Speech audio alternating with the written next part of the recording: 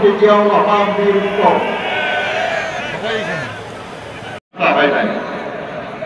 আমরা বলেছি মাধ্যমে সম্পন্ন করে যত দ্রুত সম্ভব জনগণের অধিকার জনগণকে ফিরিয়ে দিই। আমরা বলেছি নির্বাচন কমিশন বলেছে জুন মাসের মধ্যে তারা নির্বাচনের জন্য প্রস্তুত হয়ে যাবে।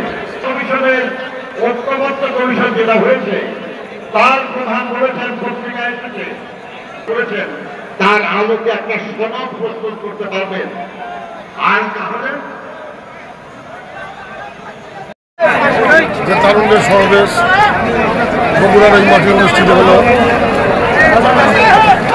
বৃষ্টি উপেক্ষা করে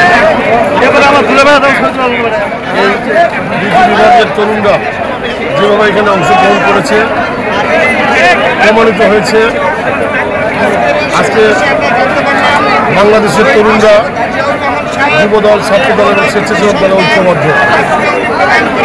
এই ঐক্যবদ্ধ তরুণরা আগামী দিনে আমাদের ভারপ্রাপ্ত চেয়ারম্যান জনাব তারেক রহমানের নেতৃত্বে দেশ বিনিয়োগে অংশগ্রহণ করবে এবং তরুণদের যে রাজনৈতিক ভাবনা, সেই ভাবনার কথাগুলো এখানে উঠে এসেছে।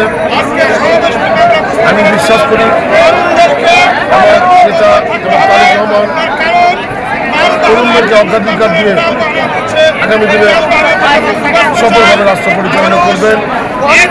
বাংলাদেশের শাসন 17 বছর ছিল, হত্যা, গুম, খুন, নির্যাতন, লুটপাট, এগুলোর বিচার বাংলাদেশের মাটিতে অবশ্যই হবে এবং সুখী সমৃদ্ধশালী বাংলাদেশ আগামী দিনে গঠন করতে পারবো এই প্রত্যাশা রাখছি। ষড়যন্ত্র শেষ হয় নাই, ষড়যন্ত্র এখনো চলছে। আমাদের দেশের যখন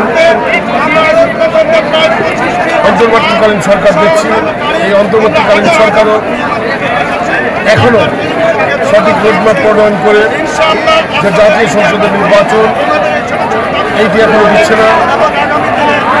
আমরা যে কথাটি আমার নেতা তারেক রহমান বলেছেন, এবারের অঙ্গীকার নির্বাচিত সরকার, এই নির্বাচিত সরকারের মধ্য দিয়ে আগামী দিনে সঠিক বাংলাদেশ সঠিকভাবে পরিচালিত হবে। এই কথা বলে আমার কথা বলা শেষ করছি।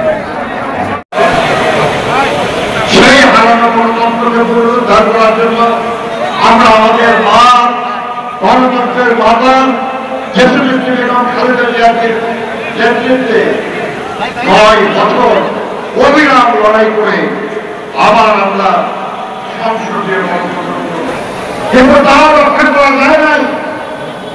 তথাকথিত গণতন্ত্রের দাবিদার আওয়ামী লীগ বলে তাদের আন্দোলনের ফসল 1/11